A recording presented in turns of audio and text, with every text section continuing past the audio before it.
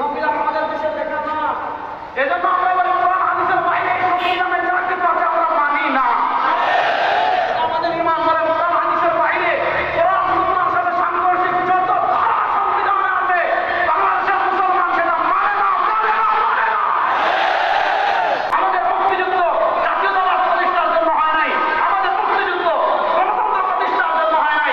আমাদের মুক্তিযুদ্ধের চেতনা ছিল তিনটা মৌলিক মূলনীতিকে সামনে রেখে আমাদের মুক্তিযুদ্ধ হয়েছিল। সেই তিনটা মূলনীতি আমি বলি নাই, মুজিবনগর সরকারের ঐতিহাসিক 6 দফায় আপনি পাবেন।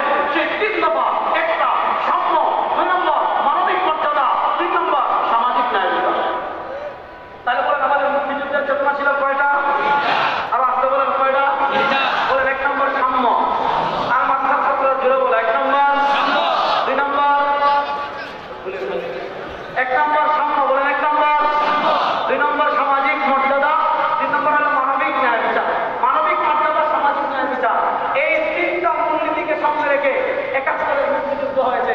এবার বলেন 71-এর মুক্তিযুদ্ধের চেতনায় সেকুলারিজম আছে না? না। 71-এর মুক্তিযুদ্ধের চেতনায় ধর্মনিরপেক্ষতা আছে, জাতীয়তাবাদ আছে, গণতন্ত্র আছে। দেখেন 71-এর মুক্তিযুদ্ধ শেষ হলো। মুক্তিযুদ্ধ শেষ হওয়ার 1 বছর পর ডক্টর কামাল সাহেব এই সংবিধান লিখেছেন, তাও বাংলাদেশে না গিয়ে দেখছেন দাদাদের দেশে। এই সংবিধান আমাদের দেশে লেখা না। এজন্য আমরা বলি কোরআন হাদিসের বাইরে এই সংবিধানের যা কিছু আছে আমরা মানি না।